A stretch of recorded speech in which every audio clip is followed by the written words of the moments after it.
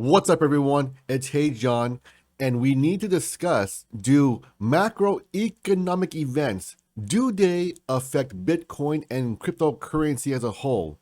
We need to dive into this, and we need to understand that, well, Bitcoin and cryptocurrency, they aren't by themselves. They are part of a bigger world, and as much as we want to believe that crypto is independent of all of these factors, well, unfortunately, it's not. EU approves new sanctions package, including partial Russian oil ban after compromise with Orban. We're seeing a lot of European anti-Russian sentiment and all of these policies coming out. It's due in part because of the war in Ukraine. We all know this. We've seen it in the news. It's very unfortunate. So what's really going on? The EU is trying to wean off of the Russian oil. But the thing is that you have to remember, Nord Stream 2 pipes directly to Germany. Natural gas is a huge energy source for the EU. To simply just turn off overnight, well, let's be honest, folks, that isn't realistic. And they're looking to wean off it by 2030. The whole point of this is to punish Russia and the oligarchs so they stop the war in Ukraine. But now there are talks of redirecting those Russian oil and natural gas to the Asian countries. How much impact does this really have on Russia? This isn't the case where if the EU cuts off the fossil fuels from Russia, then thereby they have nowhere to send it to. Therefore, their economy gets damaged. But in this case here, it looks like they can reroute it somewhere else and find another buyer. So the question needs to be asked, how big of an impact does this really have on Russia and the oligarchs? Stock slammed as vice chair pours cold water on a pause. It's very hard to see the case for a pause in September. Brainard added that we do expect to see some cooling of a very, very strong economy over time. Pause. What does the pause mean? The pause that they're referring to is in the fall. And in the fall, there were talks of saying, you know what? We're gonna look and reevaluate quantitative tightening around fall time to see whether or not we should continue to tighten. And this essentially means that they will continue to raise interest rates. And understand that QT, quantitative tightening, is the opposite, is a flip side of quantitative easing, or QE, where you print money. In this case here, they're raising interest rate to destroy money, thereby making money, US dollars, fiat, more valuable. When this happens, assets will come down in price because there are fewer dollars chasing the same goods. And this is the mindset. This is why they are doing quantitative tightening, QT. We do have to remember that there is a supply chain blockage as well. A few months ago, they were saying, hey, you know what?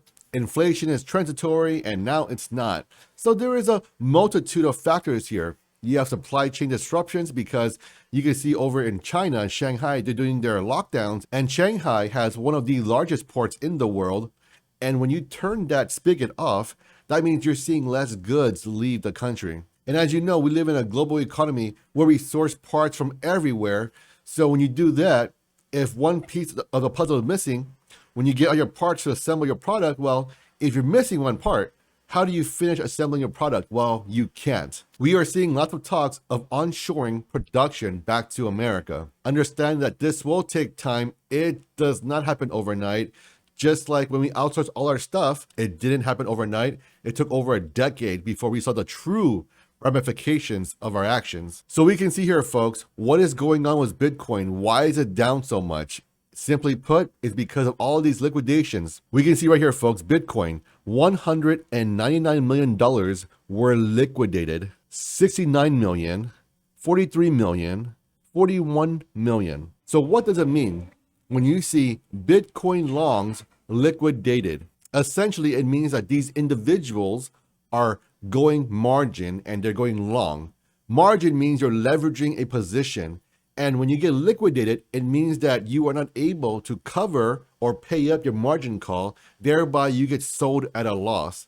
And as you can see, folks, leverage is a very scary game. If you know what you're doing, you can make tons of money, but at the same time, you can lose tons of money as well. And as the saying goes, easy come, easier go. So essentially, when you see longs getting liquidated, that means you will see big red scary candlesticks on the charts. Bitcoin owns 46% of the Bitcoin market as a whole. So everyone looks to Bitcoin as the quote unquote golden standard. So if they go down, well, everything else is going to be coming down as well. But of course, you will have some of your unicorns that will defy gravity, and it does not matter what's going on because they have new utility coming out. They have some really big news, but as always though, they always do come back to follow Bitcoin in the long term. In the short term, they can break away and do the inverse reaction. We can see the federal fund rate in June, 99% says 125 to 150 basis points. July, we're looking at about